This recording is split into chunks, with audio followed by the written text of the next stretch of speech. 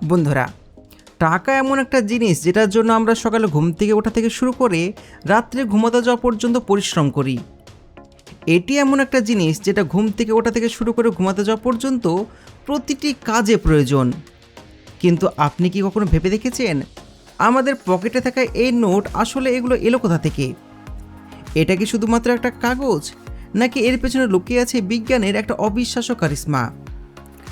অনেকেই ভাবেন টাকা বুঝি সাধারণ কাগজে তৈরি, কিন্তু সত্যিটা হলো ভুলবশত যদি আপনার শার্টের সাথে টাকা ধুয়ে ফেলেন তবুও কেন একটু গলে যায় না। আজকের ভিডিওতে এই সমস্ত রহস্য আপনাদেরকে জানাবো। আজকের ভিডিওতে আপনাদের নিয়ে যাবো টাকশালে, যেখানে বাংলাদেশের টাকা তৈরি করা হয়, এবং দেখব কিভাবে তুলা, লিলেন এবং বিশেষ কালি মিলে তৈরি করা হয় এই অমূল্য কাগজ, যেটা দিয়ে টাকা বানানো হয়। এর সাথে জানবো কিভাবে একটা সাধারণ ধাতুর টুকরো হয়ে ওঠে শক্তিশালী কয়েন।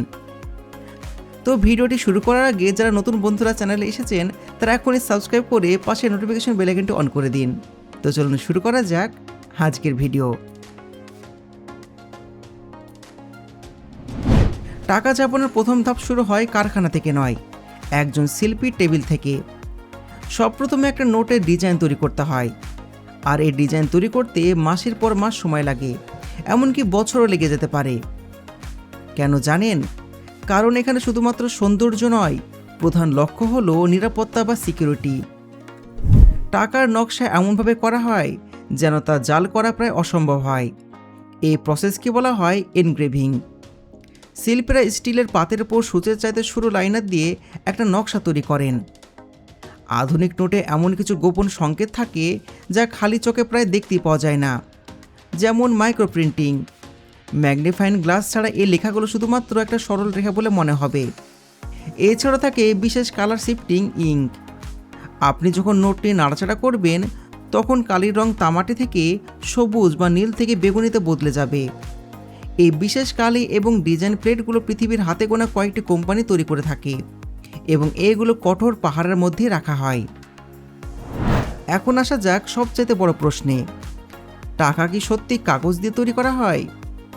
তবে এখানে আপনাদেরকে জানিয়ে দিই, আমরা যেটাকে কাগজের টাকা বলি সেটা আসলে কাগজই নয়।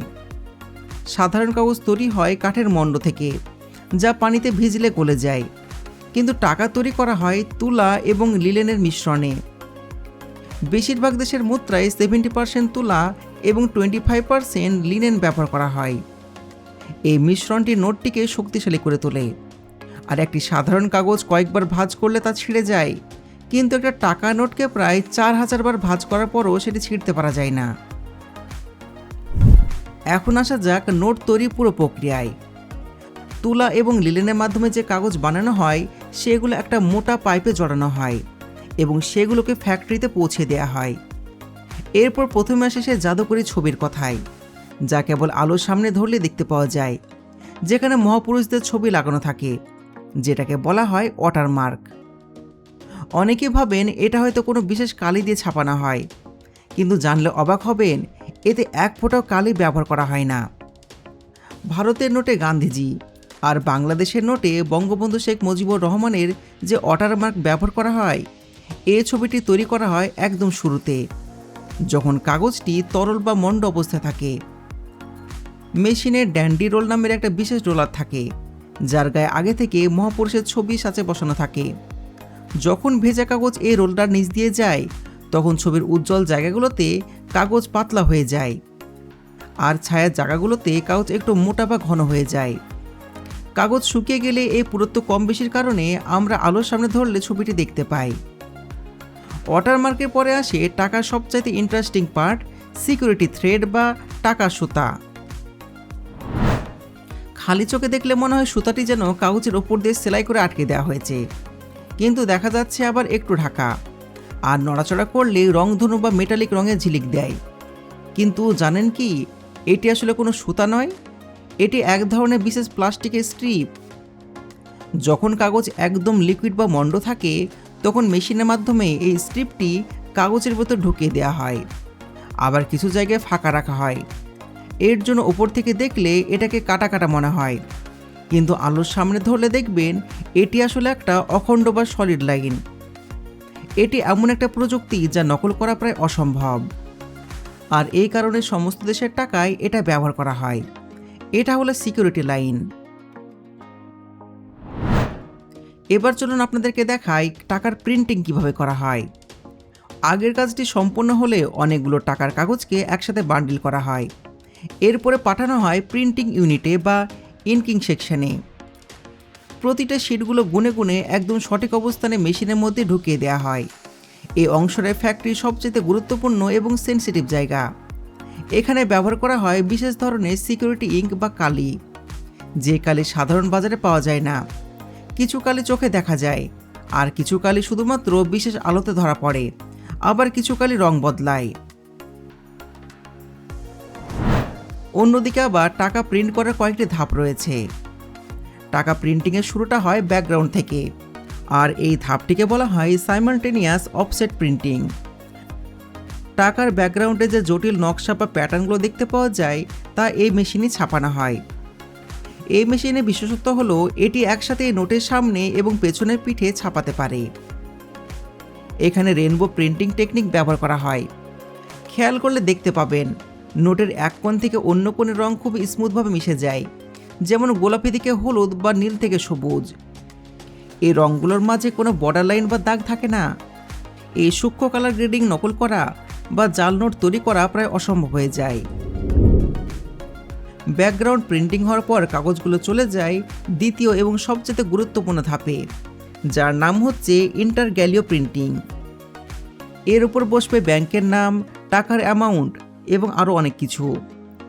এই মেশিনে স্টিলের প্লেটে খুব গাঢ় কালি ব্যবহার করা হয় এবং প্রচণ্ড চাপ বা প্রেসার দেওয়ার মাধ্যমে কালি কাগজের ওপর একটু উঁচু হয়ে বসে যায়।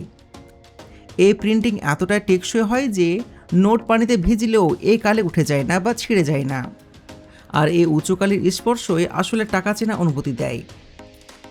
সবশেষে আসে নোটের পরিচিতি বা সিরিয়াল নম্বর। এটি করা হয় লেটার প্রেস পদ্ধতিতে। মজার ব্যাপারটা হলো ভারতীয় মুদ্রায় দেখবেন এই নম্বরগুলো এক সাইজের হয় না, বাম দিক থেকে ডান দিকে সংখ্যাগুলো ক্রমশ বড় হতে থাকে। একে বলা হয় অ্যাসেন্ডিং ফন্ট। প্রতিটি নোটের জন্য একটা ইউনিক নম্বর মেশিনে অটোমেটিক সেট হয়ে যায় এবং চোখের পলকে তা ছাপিয়ে দেওয়া হয়। এই নম্বর প্রতিটি নোটকে আলাদা পরিচয় দেয়। এরপরে টাকাগুলো চলে যায় অন্য একটা মেশিনের কাছে। প্রিন্টিং মেশিনে একদম উপরে বা সাইডে থাকে ইঙ্ক ডাক্ট। যেহেতু টাকার কালি খুবই ঘন বা হাই ভিসকোসিটির হয়, তাই এটি পানির মতন গড়িয়ে পড়ে না। অপারেটররা বড় বড় মেশিন থেকে এই মেশিনে কালিটা ঢেলে দেন। আধুনিক সুপার সিকিউরিটি প্রেসগুলোতে এখন অটোমেটিক পাম্প সিস্টেম থাকে, যা পাইপের মাধ্যমে সরাসরি মেশিনে কালি পাম্প করে দেয়। কালি ডাইরেক্ট ঢালার পর শুরু হয় আসল ইঞ্জিনিয়ারিং।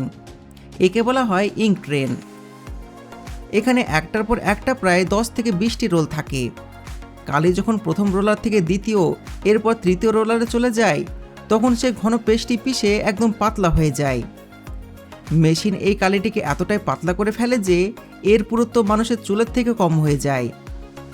এই প্রসেসটি অনেক জরুরি, যাতে টাকার নোটে কালির স্তর সব জায়গায় সমান হয়ে যায়। সমস্ত প্রিন্টিং এবং ছাপ দেওয়ার কাজ শেষ, কিন্তু এগুলো তো বড় বড় কাগজের শিট। এগুলো আমাদের মানিব্যাগের সাইজে কিভাবে আসবে? এখন আমরা দেখব ফ্যাক্টরি প্রসেসের সবচাইতে স্যাটিসফাইং পার্ট, যেখানে চোখের পলকে বড় বড় শিটগুলোকে কেটে সুন্দর বান্ডিল করে বের করা হয় এবং অটোমেটিক মেশিনে চড়ে সোজা চলে যায় ভল্টে। সব প্রথমে বড় শিটগুলোকে নিয়ে যাওয়া হয় হাই স্পিড কাটিং মেশিনে, যেখানে সেন্সার এতটাই নিখুঁত হয়ে থাকে যে চুলের পরিমাণ এদিক ওদিক হয় না। মেশিনে ধারালো ব্লেড ওপর থেকে নেমে আসে এবং হাজার হাজার শিটকে একসঙ্গে কেটে একদম সাইজ মতন আলাদা করে দেয়। এই দৃশ্যটি দেখা যে কোনো মানুষের জন্য অদ্ভুত এবং শান্তির অনুভূতি দেয়। কাটার সঙ্গে সঙ্গে পাঠিয়ে দেওয়া হয় সিল মেশিনে, যেখানে সঙ্গে সঙ্গে সিল করে ফেলা হয়। কিন্তু কাজ এখানে শেষ হয়নি। ব্যাংকের বা ভল্টে পাঠানোর জন্য এই ছোট প্যাকেটগুলো যথেষ্ট নিরাপদ নয়, তাই 100টি করে প্যাকেট অর্থাৎ 1000টি নোট একসঙ্গে করে বড় বান্ডিল করা হয়। এরপর সেটাকে মোটা প্লাস্টিক দিয়ে মুড়িয়ে স্ট্রিং র্যাপ করা হয়। একে বলা হয় কারেন্সি ব্রিক বা টাকার ইট। এই প্লাস্টিকের কারণে নোটগুলো বাতাসে আর্দ্রতা থেকে সুরক্ষিত থাকে। সবচাইতে আকর্ষণীয় দৃশ্য হলো এই অটোমেটিক সিস্টেম। প্যাকেট হওয়ার পর টাকার বান্ডিলগুলো মানুষের হাতের স্পর্শ ছাড়াই কনভেয়ার বেল্টে ছুটে চলে যায়। মনে হয় যেন একটা টাকার নদী বইছে। এই চলন্ত বেল্টগুলো বান্ডিলগুলোকে ফ্যাক্টরির এক প্রান্ত থেকে অন্য প্রান্তে নিয়ে যায়। কনভেয়ার বেল্ট থেকে বাক্সগুলো সোজা চলে যায় হাই সিকিউরিটি ভল্টে। সেখান থেকে আর্মার ট্রাক বা লোহার বড় বড় গাড়িতে করে টাকাগুলো পৌঁছে যায় আমাদের ব্যাংকে এবং বিভিন্ন ব্যাংকের শাখায়।